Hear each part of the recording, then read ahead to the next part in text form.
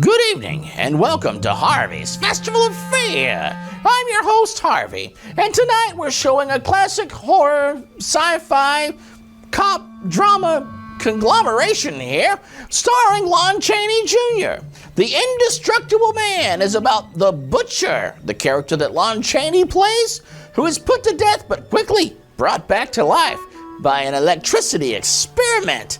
And it goes awry when he decides to go extract revenge on all the people that wronged him when he was alive. It's a great film. Anytime you get Lon Chaney, it's time to pop some popcorn, kick back, and watch a great movie by yourself, which is exactly what I'm going to do tonight because Wanda is away on business. It seems that suddenly she's been able to start solving crimes with her crystal ball, and, well, she's in demand all over the place now. So I've got the whole funeral home to myself. So tonight, we're watching Lon Chaney in The Indestructible Man here on Harvey's Festival of Fear.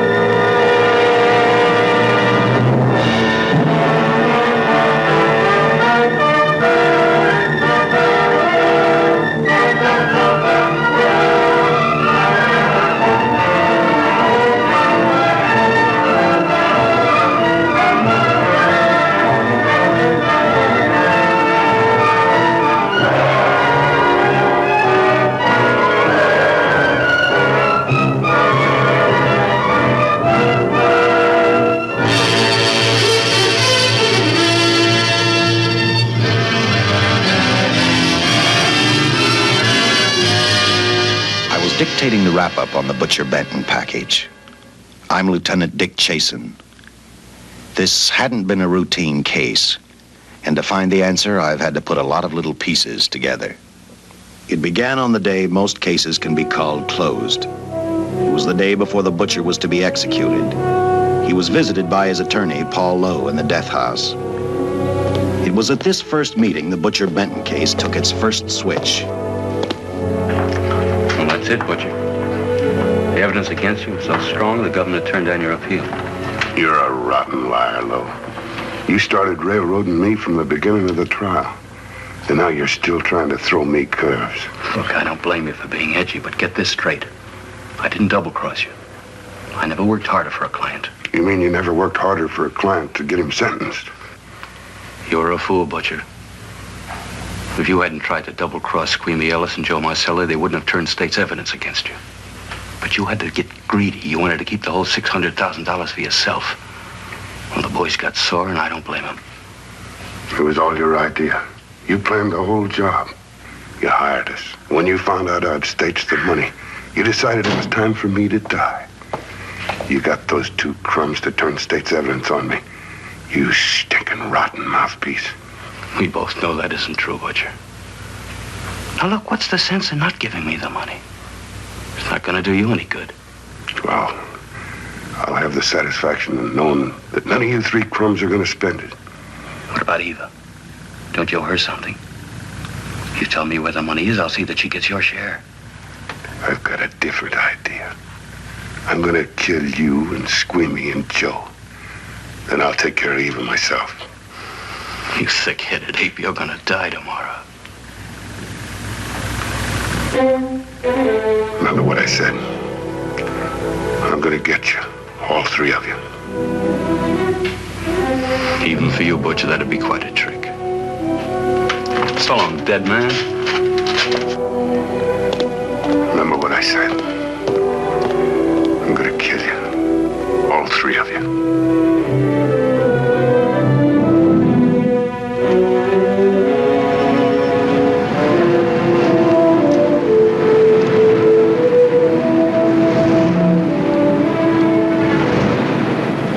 Back in Los Angeles, two men sat in a bar room listening to a newscaster tell his headline story.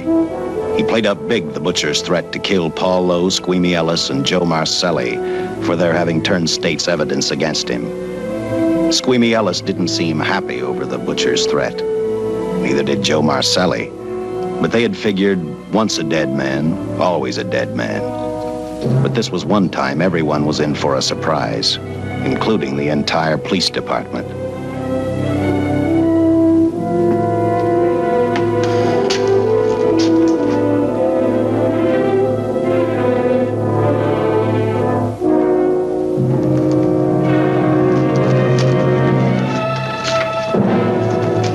You seen the headlines, Captain?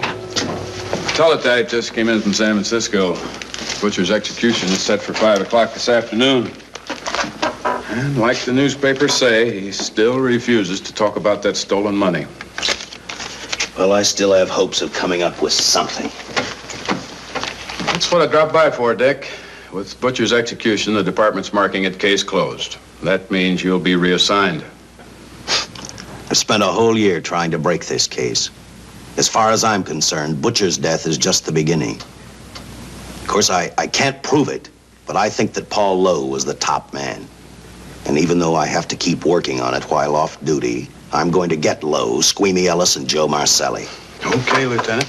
Officially, I've taken you off of the case. Unofficially, I wish you luck. Do me a favor. Keep me posted. Will do. Thanks, John.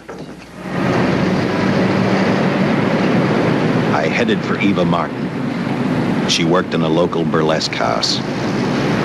I'm a cop, and my job is to ask questions and get answers. So I decided I might as well start again with her.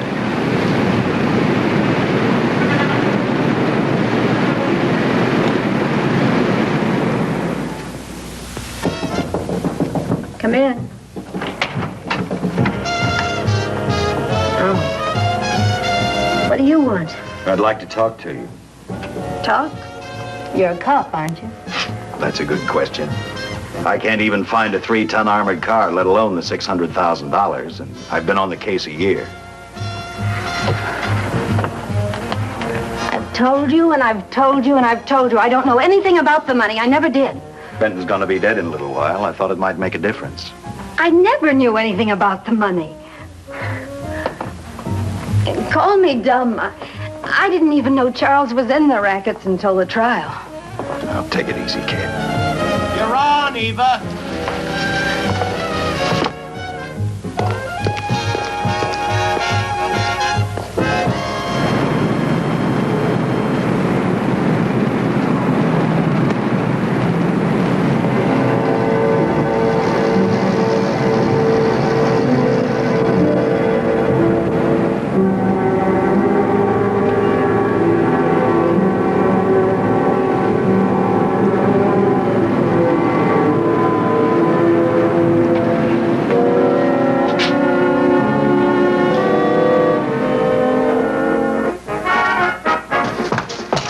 Here's your wrap.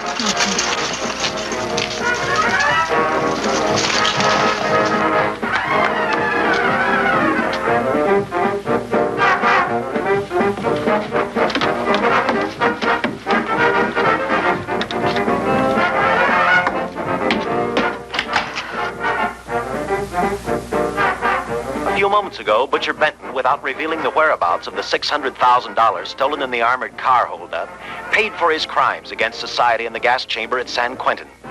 Now for a look at the international scene. Today... Come on, baby. Don't waste tears on Benton. I feel so badly about Charles. If I'd known, maybe I could have done something. How about a drink? We could both use one. An artist can't drink while she's working, Paul. Boy, see.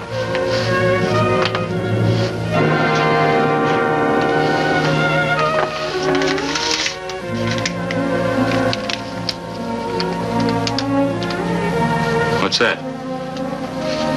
Well, now what's the matter? It's a message from Charles. He told me to open it if he died. Finale, Eva. All right. How about a steak after the show? No, thanks. Not tonight, Paul.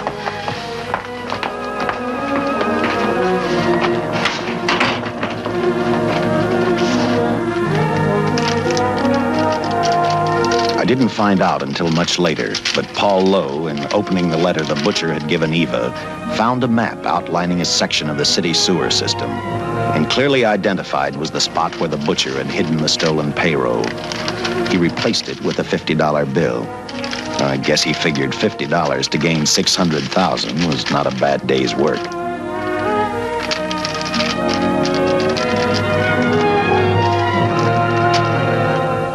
You know, $50 was a lot of money in those days, but $600,000 was a lot more. That's nearly $6 million in today's money. That's a lot of money. Now listen, I got the whole place to myself tonight. Wanda's off solving crimes with her crystal ball. So I am going to go and take you with me, and we're going to explore the funeral home a little bit. What do you think? Bring your light jacket. It gets a little drafty. Come on. Where do you get the best gifts for Harvey fans everywhere? At Harvey's store, of course. Stickers, pins, DVD sets, t-shirts, and more. Click store at festivalofear.tv and order now. And for a limited time, you can get personalized video messages from Harvey and the gang. Order at festivalofear.tv.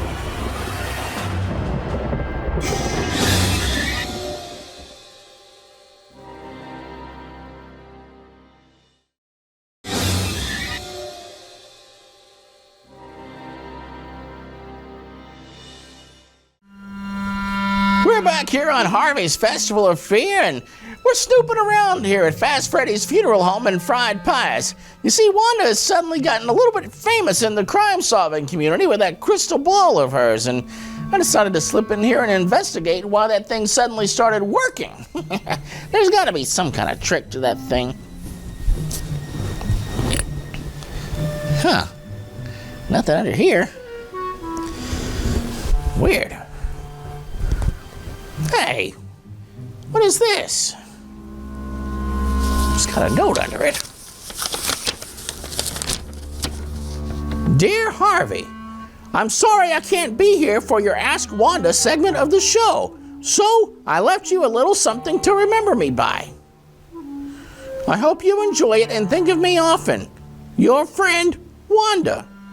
Well, it looks like she left me some kind of little potion or something here. If Wanda left it, it can't be bad. Bottoms up!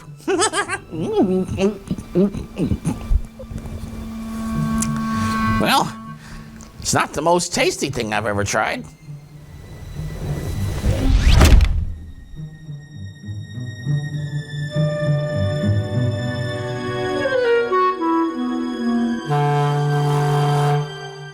And a few hundred miles away in San Francisco, the case took another switch, which turned the next 72 hours into one long, hideous nightmare. Dr. Bradshaw, a distinguished biochemist, was making preparations for a final experiment which he hoped would lead the way to a cure for cancer. He'd been successful with laboratory animals. The last step called for a human body. And Dr. Bradshaw's assistant quickly made a deal with a local mortuary and returned to the laboratory with the dead body of Butcher Benton.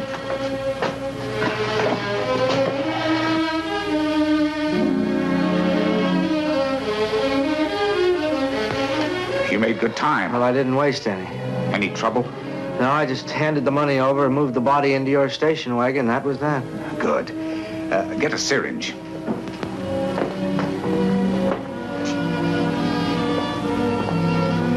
He's in good shape. Well, I hope so. We'll get other blood samples later. We'll run this one through fast. Right. Now wheel him into the machine and then raise him. Right.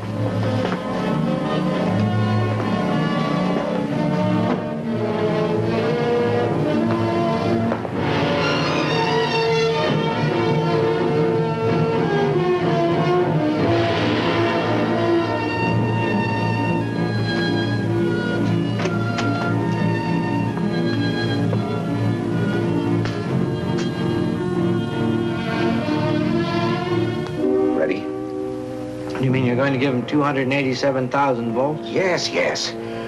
I'll get the fluoroscope set. We'll check with that before we start dissecting. Turn off the lights.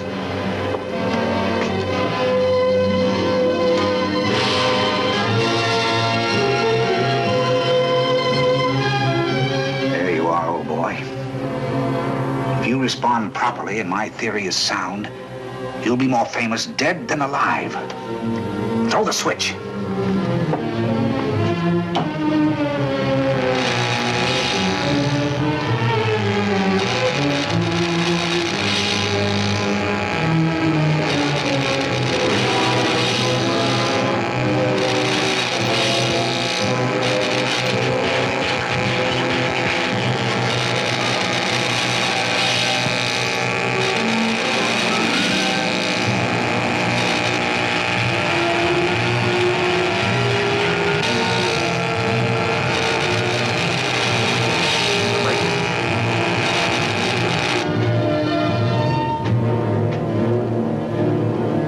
Wait, I thought I saw a pulsation of the heart.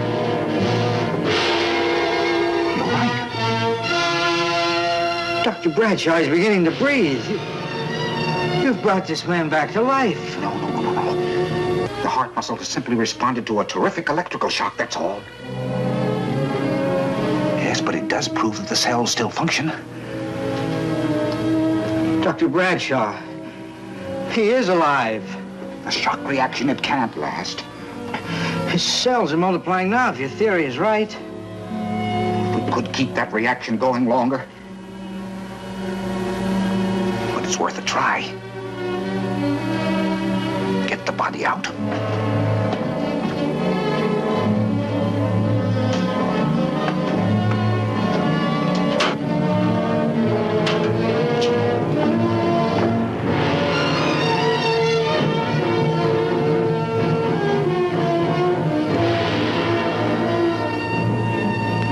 Get some adrenaline from the supply room. Some amyl nitrite, too. Hurry.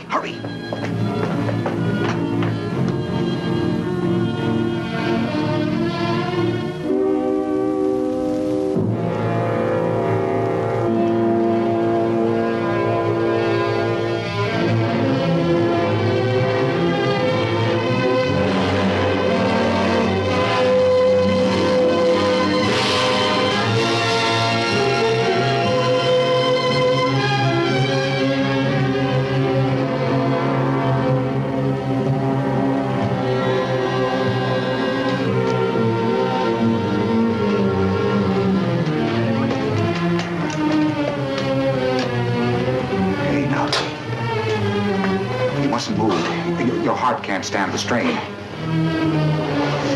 Now you must lie still. Please. Easy now. Easy. You must lie. Easy, please.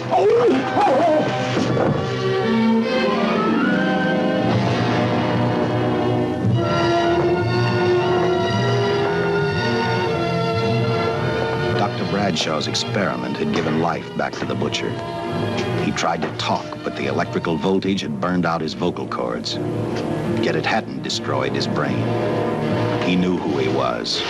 He knew who he hated. As he stumbled about the room, I think he thought only about one: kill Lowe, Squeamy, and Joe Marcelli. The tremendous electrical voltage that Dr. Bradshaw had given the butcher had increased his cellular structure to the point where he was no longer a man. Dr. Bradshaw's experiment had created a vicious, brutal animal with an almost inconceivable amount of strength. Dr. Bradshaw must have believed the butcher's regained life would last for only a few minutes. Therefore, instead of calling for help, the doctor decided to handle his creation alone. Now, easy, Benton. Just relax. I'm a doctor. I want to try to help you. Do you understand me? You're in my laboratory. The execution was carried out and you were declared dead. I tried an experiment on you and brought you back to life, although I didn't intend that. Now, you've had a great shock. Now come and sit down. Now, be quiet. Now, come and sit down. Take it easy. That's the boy.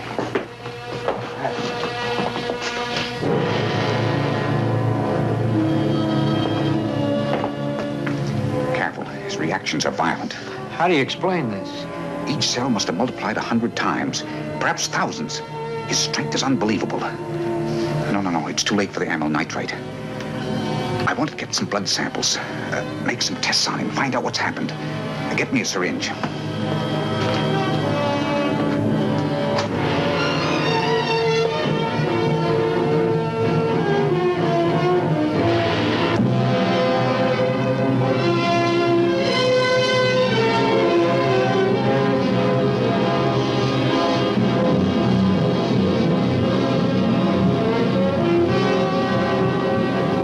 the needle penetrate the skin. The tissue must be nearly a solid mass of cells. How are we going to get the blood sample? Surgically, perhaps.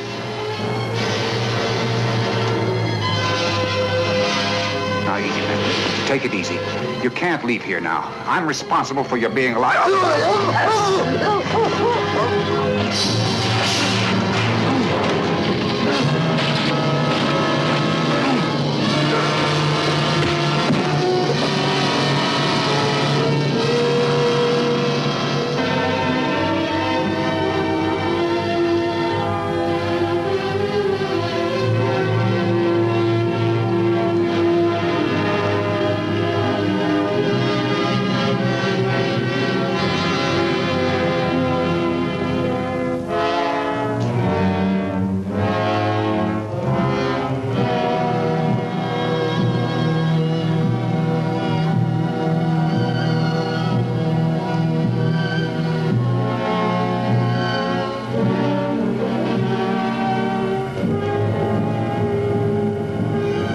Towards the end of this case, Captain Lauder and I found out the doctor and his assistant had been murdered.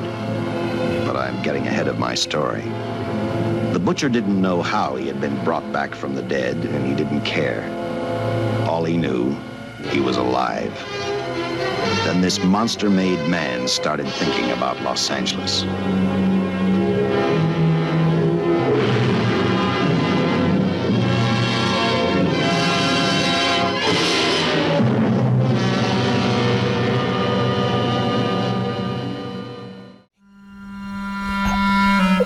Yeah. What was in that? That packed some kind of a punch. Wanda must really love me to leave me something like that. And you know, I think it's working. Suddenly I'm starting to think about Wanda and just how much I miss her and all the fun we've had. Like that one time. It's time for Ask Wanda with Wanda, the crystal ball lady. Let's see it. Wanda? Wanda's gone. Hey, Fast Freddy, have you seen Wanda? I've been up there looking and she just... wait a minute. Fast Freddy, what are you doing? Downloading. Downloading what? Wanda. Wanda? That's the most ridiculous thing I've ever heard. Wait a minute. Can you really do that? Not only can I, it's done. Wait a minute. So you're trying to tell me Wanda is back from the dead? Oh, wow! Hiya, Harvey, baby. It's you, like all of you. Yep. Are you still gonna have me on your show now that I'm all normal? Well, do you still have the ability to peer into the unknown without the aid of your crystal ball? Oh, I still have my crystal ball. I just ain't in it. Wow, it looks so different without your head in there. Mm-hmm. It's not quite as pretty. Yeah, well. What? Is everything okay? Yes, I just haven't felt that way in a long time. Well, I do have that effect on the ladies. No, you dummy, I have to tinkle. Oh, here. Get out of my way. No. I sure do miss that crystal ball lady.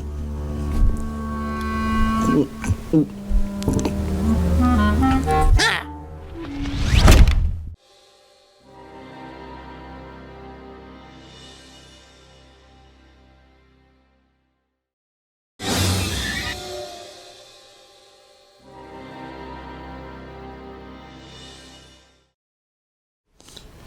Welcome back to Fierce Festival of Harvey. We're watching a great Lon Chaney film tonight, The Indestructible Man. And you know, rumor had it back in the day that he asked director Jack Pollock's not to change any dialogue after lunchtime, as that's when he normally drank very heavily. I can relate. On that very night back in Los Angeles, I decided to stop playing detective for a little while. I went to the burlesque house to ask Eva to have dinner with me. After all, the butcher was dead, and if I got lucky, sooner or later I figured Paul Lowe would lead me to the stolen payroll. In a way, that possibility made me even feel better. It's not fair to watch the show from backstage. Next time, I'll pay admission. I take it by that remark you like my routine. Yeah, you're pretty good. What I can't figure out, though, is why you stay in a place like this.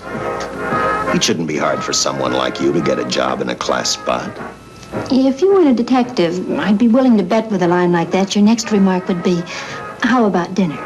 Well, not exactly dinner, but a hamburger might be a good idea. If you're asking in an official capacity, I can't say no. I'm off duty. For the past 6 months, all I've ever called you is Lieutenant Chasen. Do you have a first name? Dick. Give me 10 minutes for a quick change, because you just made yourself a date, Lieutenant. I mean, Dick.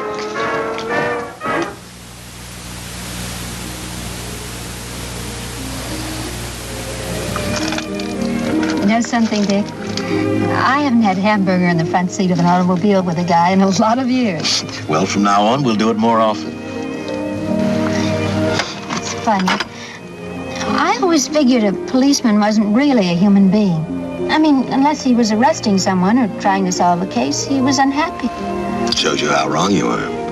In fact, everyone on the force gets fed up occasionally with the job they do.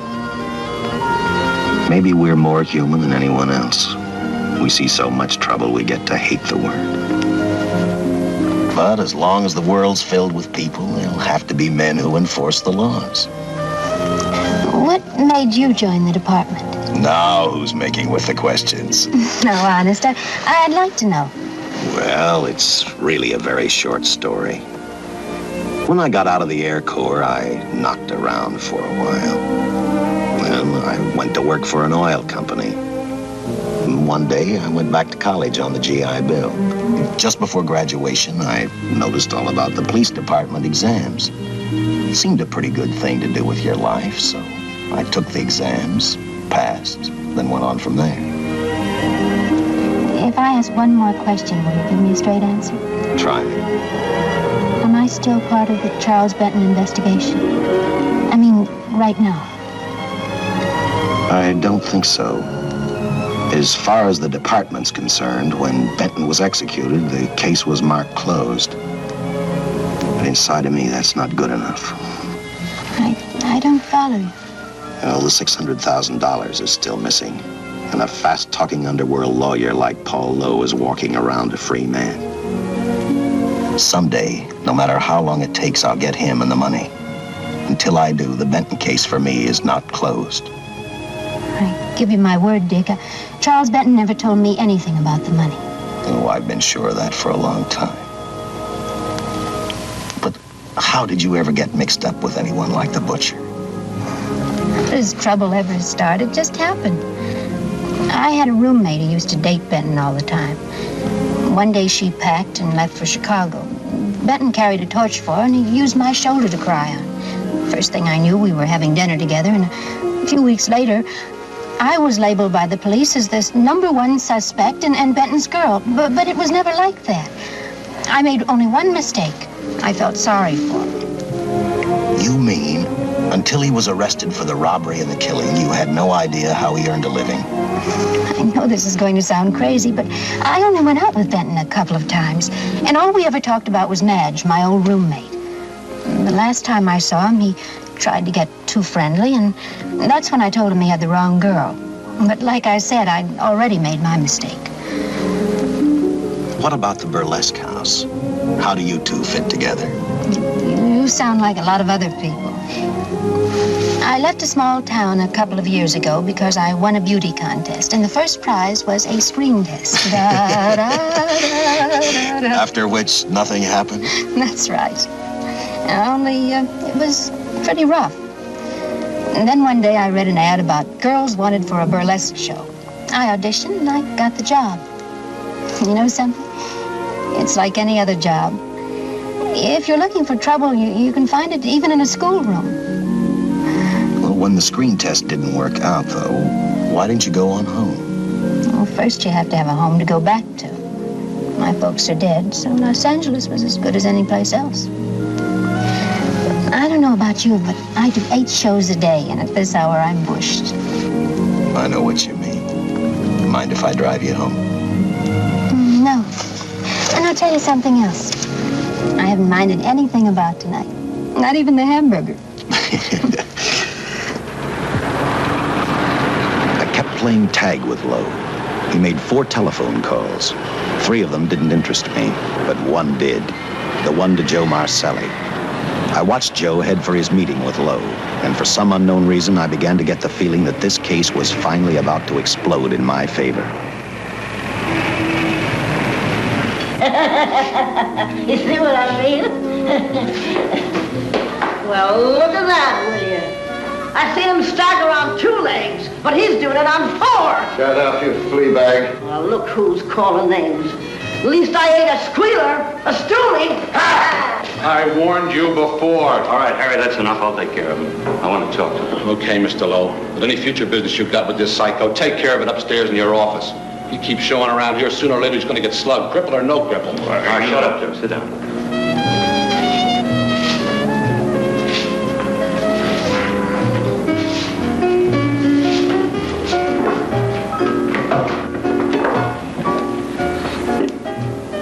I need a shot, bad. You'll get one after I've talked to you. You sober enough to understand?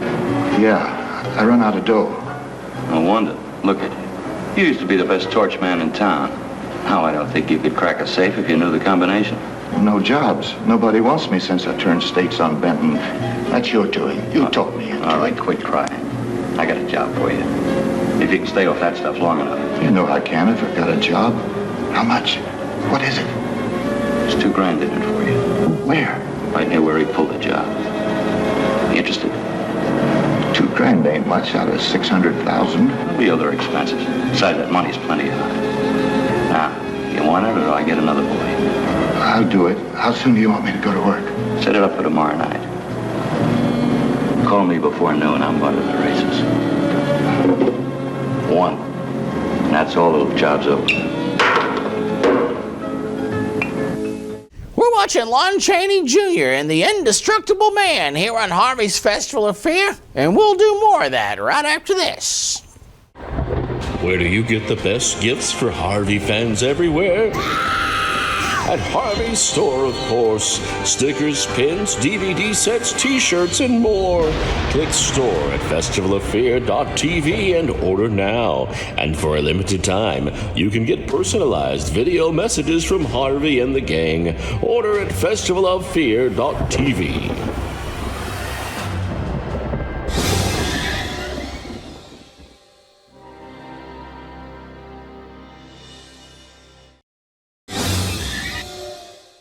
Welcome back to Harvey's Festival of Fear. Well, it appears this potion that Wanda left me, the effects are finally starting to wear off a little bit. And we're going to get back to our classic horror film here, The Indestructible Man, starring Lon Chaney Jr., who only really has one speaking part early in the film when he's behind bars. The rest of the time, after getting his vocal cords fried with that electrical experiment, he can't speak anymore. So, he conveys emotion through his facial expressions. And that's how he communicates through the entire rest of the film. So let's get back to The Indestructible Man and see Lon Chaney Jr. do what he does best. And, well, emote.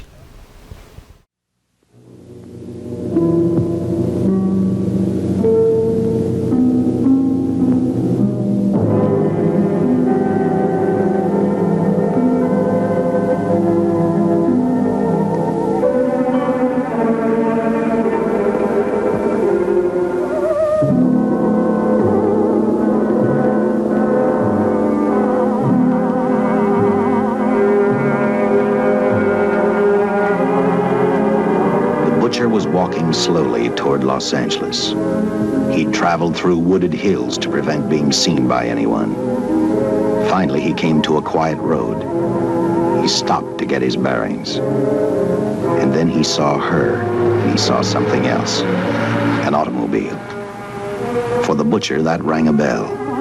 With a car, he knew by the next afternoon he'd be in Los Angeles in plenty of time to catch up with the 3 men who had double-crossed him.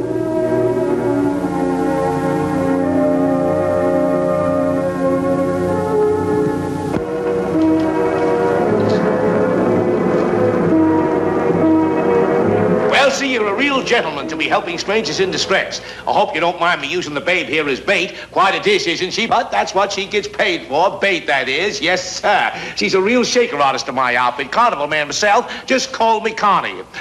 Yeah. Well, friend, we're in a little bit of difficulty here. Got a flat tire, brand new car, no tools in the back. Why, some of these dealers make my carnival grifters look like babes in the woods.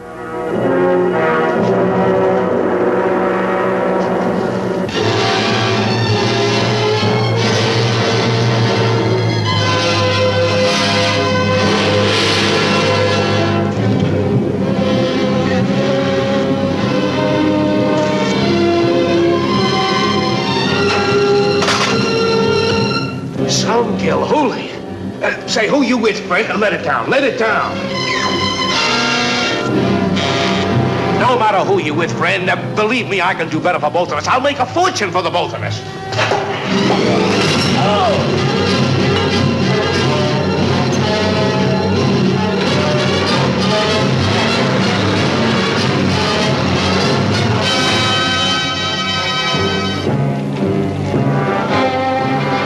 An hour later, the San Francisco Police Department sent out an APB. Squads were sent to various parts of the countryside.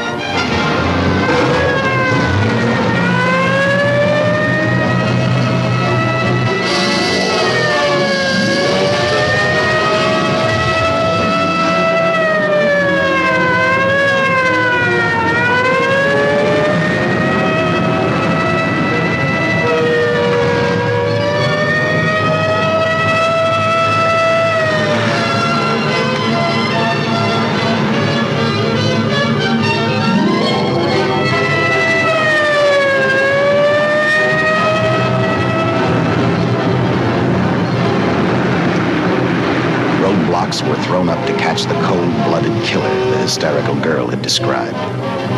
Each squad kept reporting back to Central Headquarters, and each of their stories was the same. So far, none of them had spotted the car the killer was driving. Orders were given to shoot to kill, because from the girls' further accounts, they realized they were dealing with a maniac.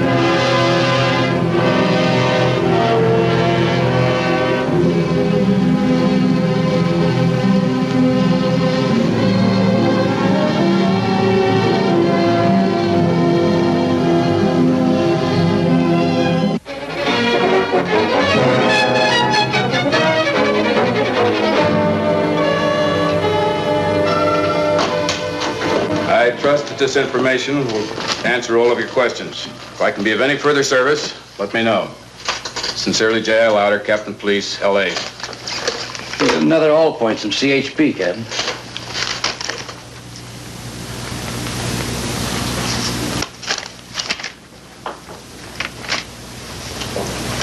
These reports sound like they come from a bunch of loonies. You sure do. There it is. Sergeant. Yeah. I want Lieutenant Chasen to look these over as soon as he comes in. All right, Captain. The next morning, I read the stories of the brutal murder of the two police officers. I also read the witness's statement about the bullets having no effect upon the killer. I felt sorry for the witness, and I thought about how easily a person's mind can become confused when suddenly they receive a brutal shock. I didn't believe a man existed who could not be stopped by a slug from a .45. Good morning, Captain. You and the rest of the force are going on 24-hour duty. Seen the headlines? You mean this guy that's running amok up north? The latest report, he's killed 2 police officers. Made a getaway in a green coupe heading south. I've got a hunch this killer's gonna be our baby. He could be in town right now. Yeah. You better get started, Lieutenant. Okay. Any new leads on that holdup money? I think the girl can probably be counted out.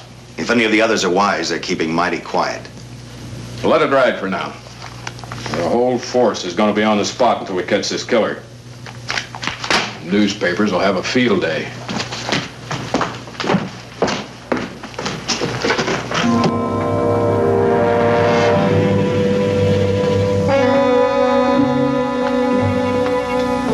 We were wrong about 2 things. The killer was already in our city, and we didn't know he was Butcher Benton. He headed straight for Eva Martin. He went to her dressing room to get back the map he had left in the envelope with her. He wanted first to check his money, then catch up with Lowe and the others.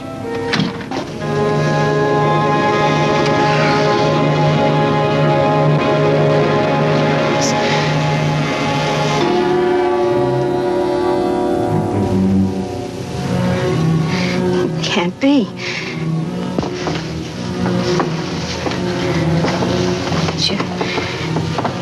You do look like him. Only different somehow.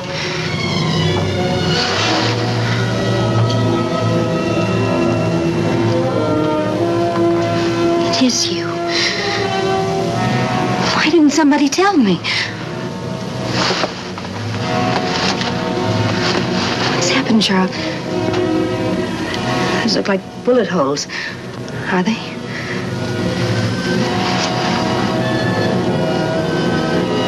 There isn't even a mark.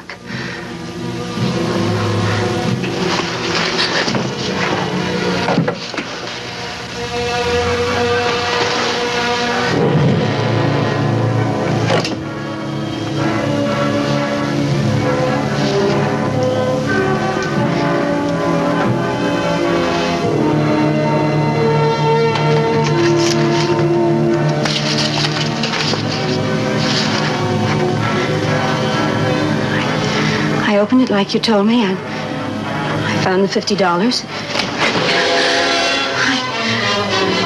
I didn't know why he left it. Paul didn't know why he was here.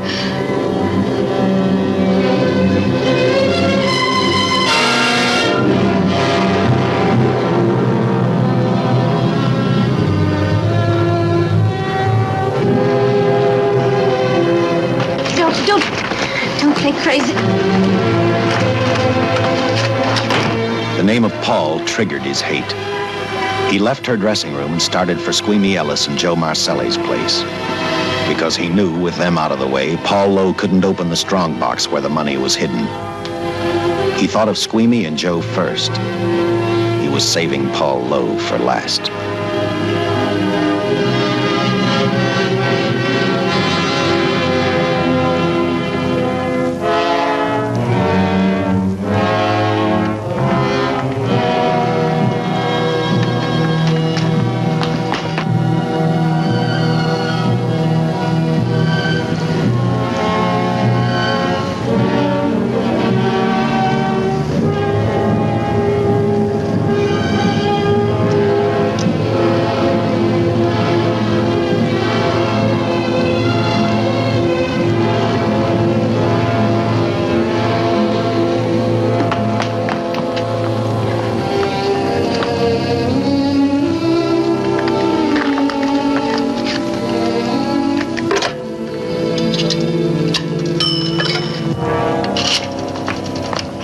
Can I borrow your eyebrow pencil?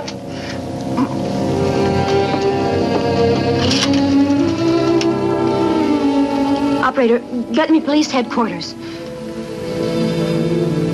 Lieutenant Chasen, please. When do you expect him? Well, tell him Charles Benton is alive, and even bullets can't stop him. I'm not crazy. Just say a friend of Charles. He'll know.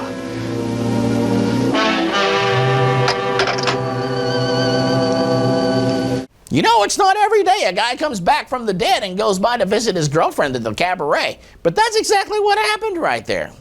You know, this film's a lot like an episode of Dragnet intersplashed with a boring version of Frankenstein. But business is about to pick up when we come back.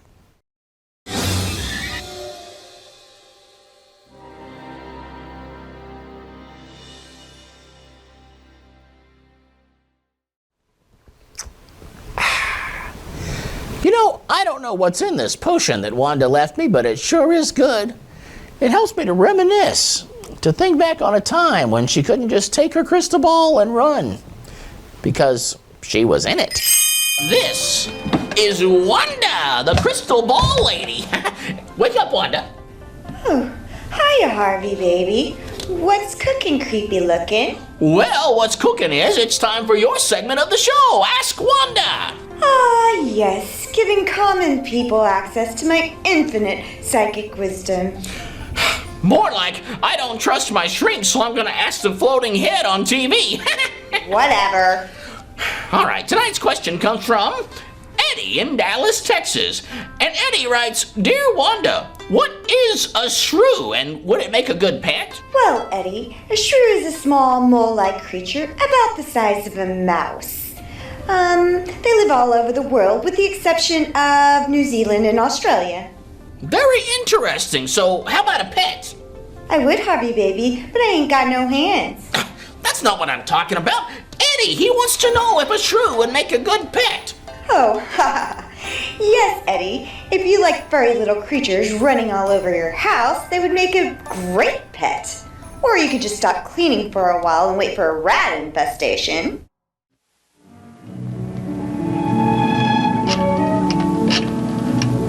After leaving a message for me, Eva telephoned Squeamy Ellis.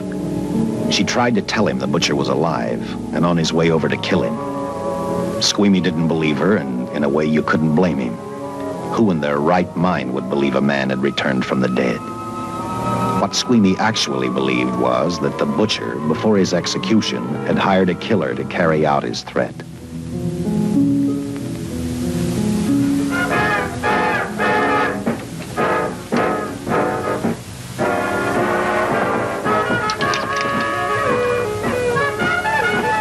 You sick? What? You don't look so good to me. 10 minutes, Eva. All right. Say, Eva, I could take over the matinee trick for you. What? It's easy. Look, Eva, I can do it. Scabba-doo-doo-doo. Oh, Francine, I just thought of something. Yeah? Eva agreed to let Francine do the show. She hoped she'd be able to interrupt the butcher before he arrived at Squeamy's hotel. Or, failing that, at least be able to warn him to stay out of sight. You wanted me, Captain? Yeah, I just had a rundown on those fingerprints of the stolen car up north. We got nothing on the driver who was killed or the woman with him. Take a good look at these. There's something funny about these. Yeah. And the boys in the lab can't figure it out either. Those are the killers. They were found on the steering wheel. Looked like they'd been stamped in with a steel die. They sure do. These are Butcher Benton's. What? Well, they look the same to me. How do the lab boys explain that? They don't. Their best guess is a twin brother. An identical twin could have the same pattern of whorls with only slight variations. Ever hear of the butcher having a twin brother? No. Even if he did, it wouldn't explain these freak prints. You didn't pick up your message, Lieutenant. Some wacky dame calls you. And she says Charles Benton is alive, and bullets won't stop him. If we buy the twin theory. Who was she? Where'd she see him? Well, she wouldn't leave her name. Sounded kind of hysterical to me. Said she was a friend of the butcher's. Eva Martin. Get over at the Follies and see what that girl knows. Yeah.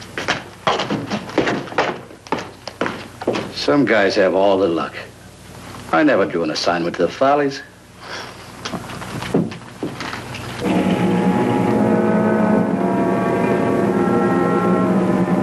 Meanwhile, the butcher headed for Squeamy's hotel. He didn't seem to be in any particular hurry. Actually, he seemed like any normal person, on his way to work or on his way home.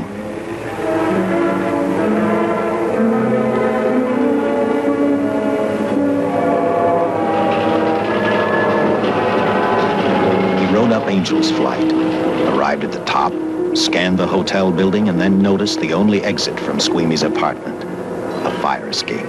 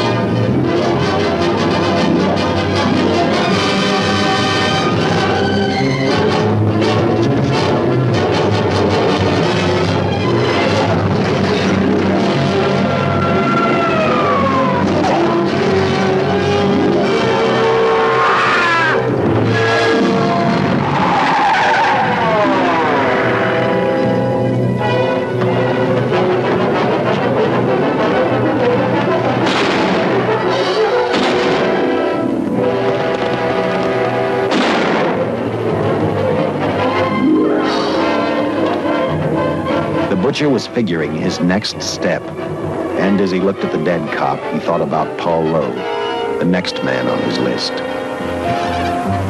Seen Joe Marcelli? Not since last night when I told him I didn't want him around here no more. Give me a shot.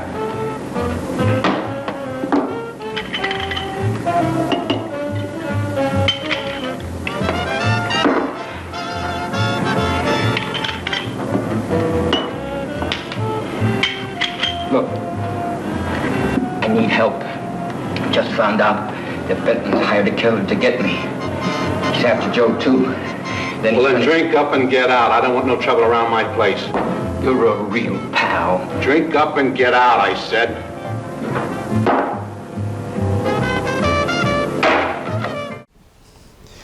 Our classic horror sci-fi cop drama film tonight was filmed in 1954 on a shoestring budget, but was not released until 1956. Why did they sit on it 2 years? I don't know. We'll be back with more of it right after this.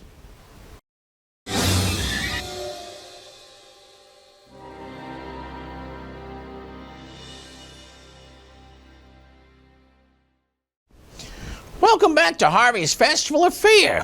This week, while Wanda's out of town on one of her crime-solving missions, we're taking the opportunity to look back on some of the best moments we had with that fortune-telling, crime-fighting friend of ours.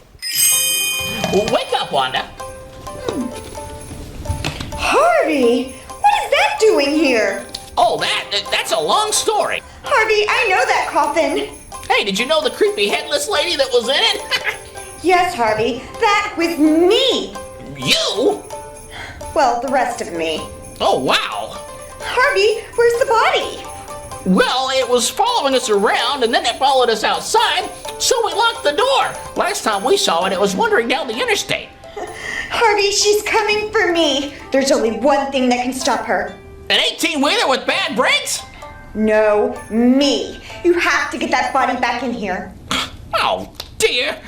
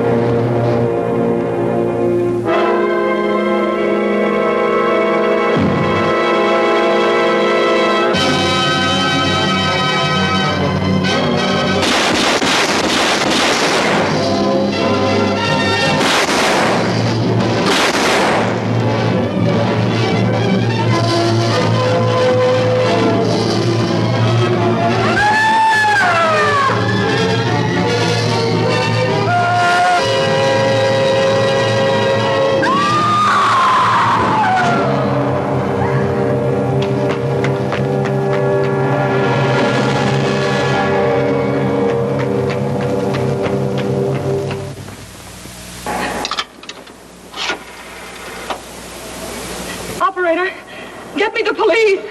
Police! Yes!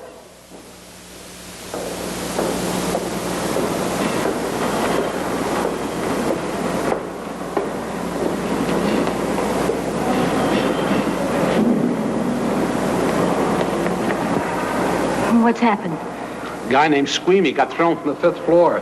He's dead on a mackerel. Customer of mine. You mean Squeamy Ellis? Yeah, that's it. Just Squeamy. No one else was killed. Ain't one enough?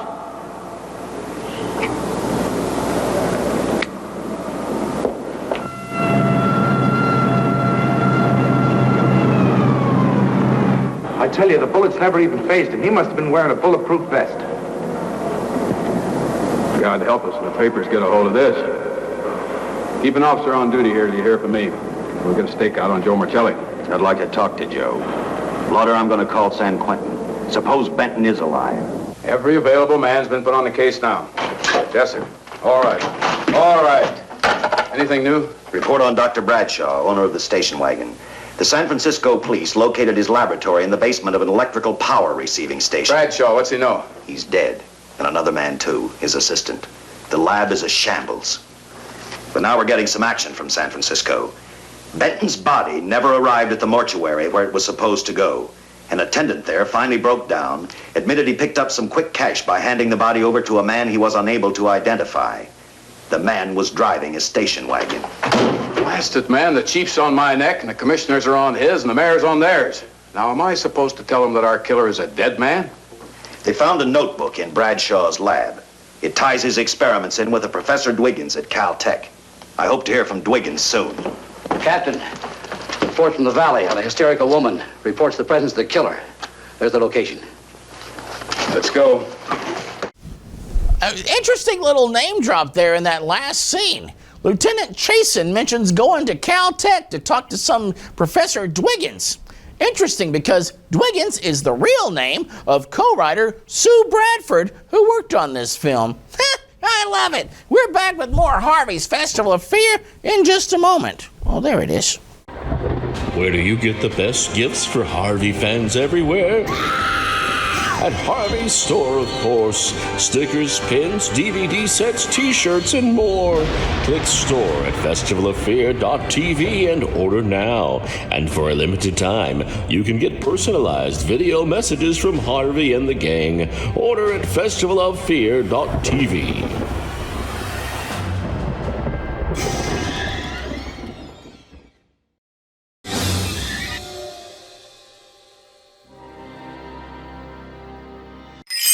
Well, that's a nice little body he found there. Can't wait to see how this turns out. Pig! I'm sorry.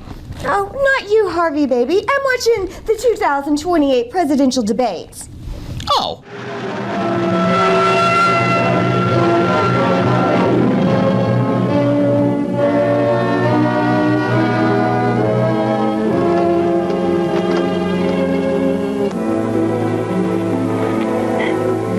You and your boyfriend had a little fight, and he got out of the car to take a walk.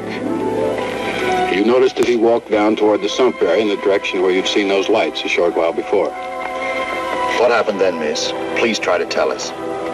Well, I just sat there a few minutes, I guess. I was pretty mad. Then there was a loud crash, like heavy metal, sort of, from down here. I got out of the car to get a better look. I heard Jimmy cry out something. I couldn't make out the words.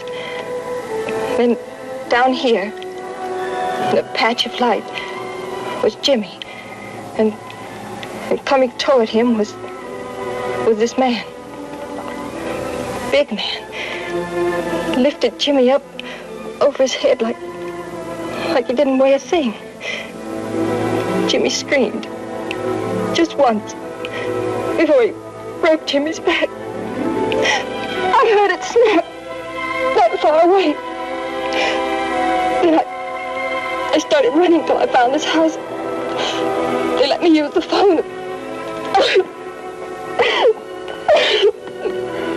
Thank you, mate. We'll see that you get home right now. O'Malley, see that the young lady gets home all right.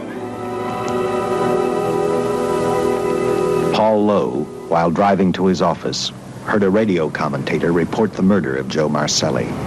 And what shocked him most was when the broadcast identified the killer as possibly being the butcher. Lowe headed straight for Eva Martin at the Burlesque Theater. Oh, you gave me a start, Mr. Lowe. What are you doing here? Where's Eva? Oh, I'm taking her place. I'm going to wear her costumes. What's it to you? I asked you, where's Eva? Hey, don't get physical. Well, watch your tone of voice, Buster. I told you. Little Eva isn't here. I could see that for myself. Where is she? She's at police headquarters. That's where she is.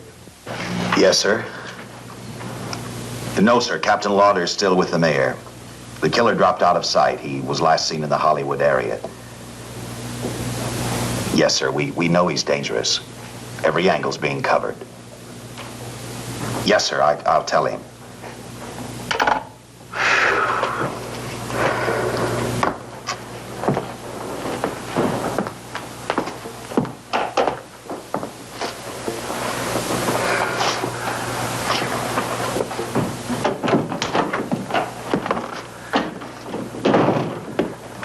Here, see how these fit.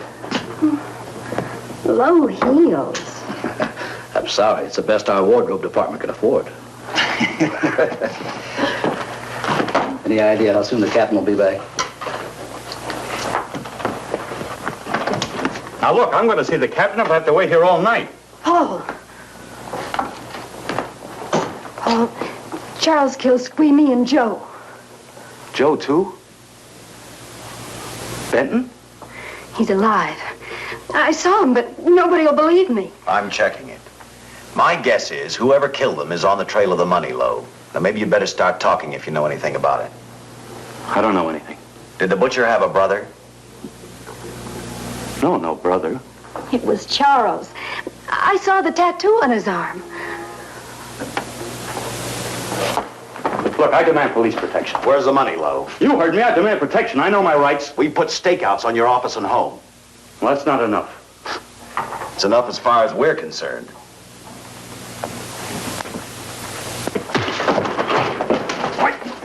Now you gonna book me, Sergeant? Dan, throw away the key.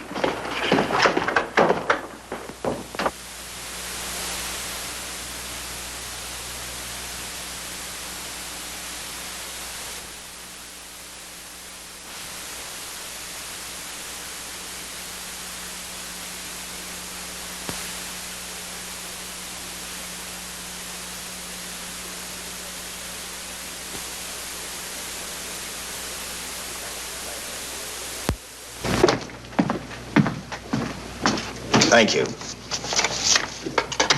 Come up with anything yet, Dick?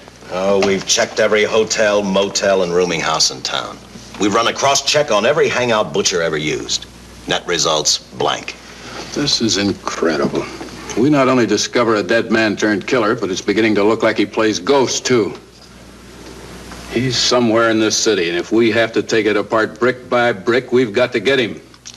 I may be way off, but I think Paul Lowe could tell us a lot. Maybe, but it's a cinch he's not going to. Well, suppose he had no alternative. You better grab some coffee. Your mind's beginning to play tricks on you. No, now, wait a minute. When Lowe came to us for police protection, it was because he was scared stiff the butcher would add him to the list of Squeamy Ellis and Joe Marcelli. Go on. It figures, too. When he slugged the sergeant, he knew we'd book him right away. Oh, this Lowe's a pretty cute character. But we can play the same game. You mean we'll threaten to release him? Well, not exactly. You tell him you realize that he was excited, that throwing the punch was accidental. Tell him we're not going to make a charge, that he's completely released. Lieutenant, you know we can't do that. Lowell made his first mistake when he hit the sergeant, and that'll get him a year. As far as the department's concerned, at least it's a small victory. If my hunch is right, Lowe won't want to be on the streets with the butcher looking for him. And he may talk, and talk a lot. Enough maybe for us to get rid of him permanently. Even lead us to the butcher. If he's frightened enough, that might work. But if it doesn't... No, Dick, I'm not going to release him. I want him out of my way so bad I can taste it, but not bad enough to be responsible for getting him killed. The good thing about that, Captain, is the fact we know it, but Lowe doesn't. Let's give it a try. All right, Lowe. Come on out.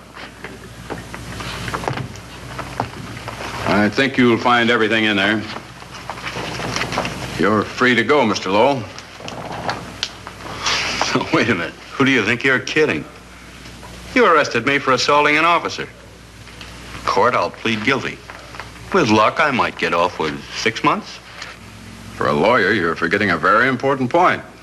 If no charge is made, there's no trial. It was a tough day for everyone. We figured your nerves were on edge, and when you threw the punch, you didn't know what you were doing. I've squared everything with the sergeant. It's all over, all forgotten. Yeah? Why'd you bring a stenographer? Simply because I wanted a record of our conversation at the time of your release. Okay, Lowell, let's go. Oh, wait a minute. Once out on those streets and I'm a dead man. You let me go, you'll be responsible for murder. Oh, come off it, Lowe. You're imagining things. You know the butcher threatened to kill me. You set me free, he'll do it. Well, that's just a risk we'll have to take. But the way I look at it, Mr. Lowell, you'll be okay. Look, Captain, I'll make a deal with you. You keep me here and I'll tell you how to recover the money. Maybe even catch the butcher. No deals, Lowell. You'd probably tell us anything just to stall for time.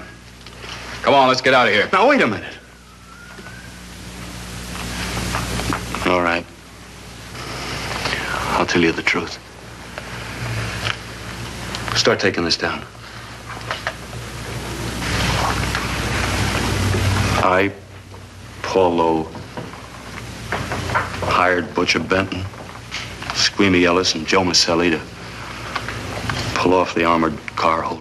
Well, now we're getting somewhere. We'll be back with the conclusion of The Indestructible Man here on Harvey's Festival of Fear in just a moment.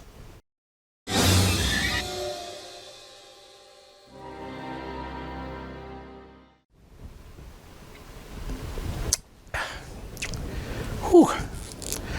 We're back here for the conclusion now of The Indestructible Man on Harvey's Festival of Fear. And then Lowe continued with his confession. He told us about finding the map. He showed us the exact location of where the butcher had hidden the stolen payroll. And he gave us a most important answer.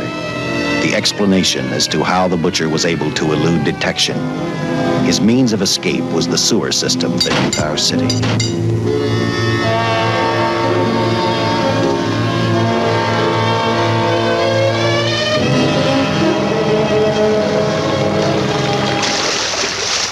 The department went to work fast.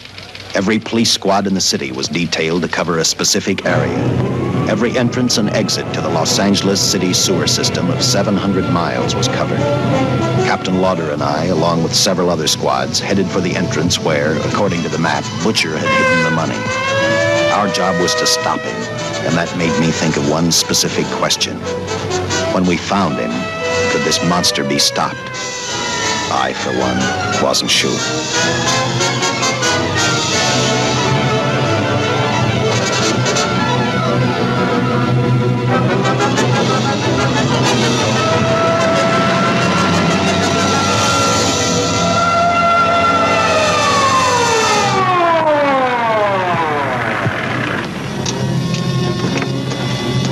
Everything all set, Lieutenant? City engineers mapped out each possible exit. The squad of officers are spotted at every point. If the butcher can be caught, now's the time. Well, after I talked to Caltech, I called on the fire department for a little help. The professors thought a flamethrower might stop him. Flamethrower? I suppose their boys have had a chance to join our squads by now. I see we have one with us here. Have you thought about what'll happen if this doesn't work? No. I've been praying too hard that it will work.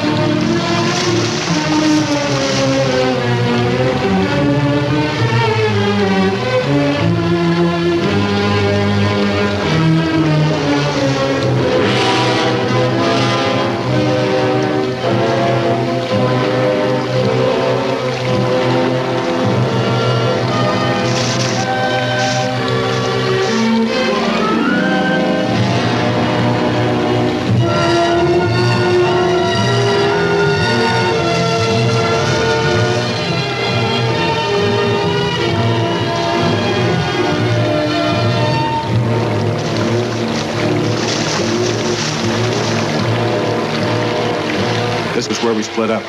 I'll go straight ahead.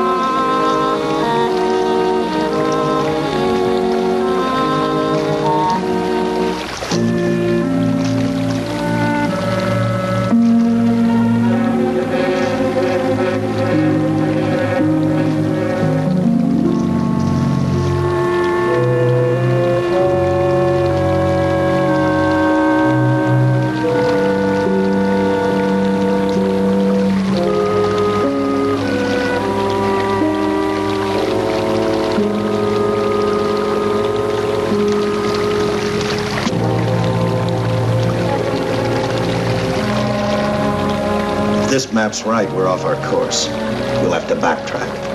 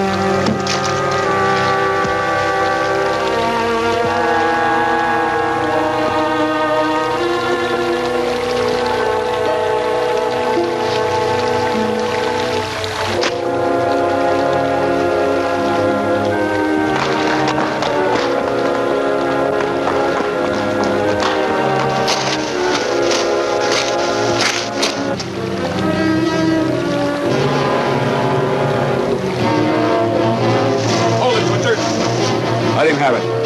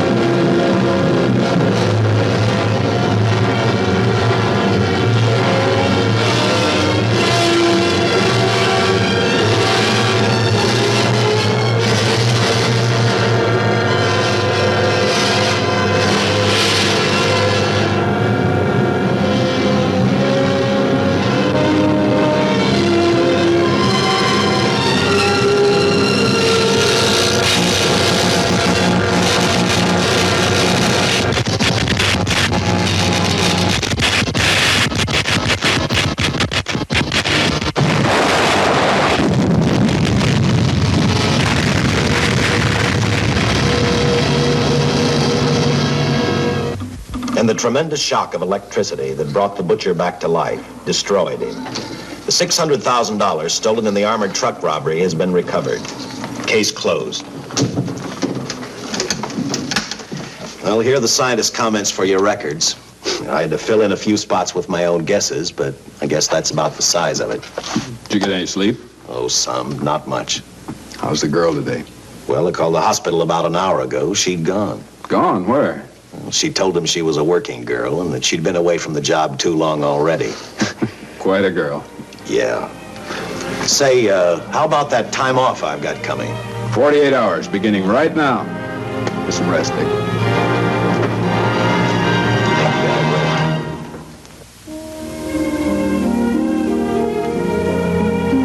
You know something, Dick? The past 72 hours seem like a bad dream. That rest in the hospital today really gave me a new lease on life. Now that it's over, I can't believe it actually happened. The important thing is to remember it is all over. I suppose you'll be assigned to another case. I'll have to give up hamburgers in the front seat of the car for steaks in a restaurant. No. I've thought about that. In fact, I decided to do something about it. I started by talking the captain into a short holiday, and just about an hour ago, I got you fired. What? What did you do that for? I figured that being my wife would take up all of your time. Even if I wanted to say no, I couldn't. You're not supposed to say no to a detective. I figured that, too.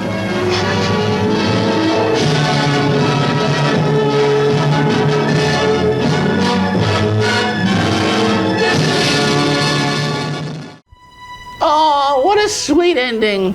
They fry Lon Chaney Jr., and then they celebrate with a wedding. What are you doing? You mean here in your lair? No, alive. Oh, well, we've just been sitting here all night reminiscing about how wonderful you are. Didn't you drink the potion I left you? Oh, yes, every last drop. What the heck? That was supposed to kill you. What? Woman, are you serious? You can't kill me. I'm already dead. Nice try.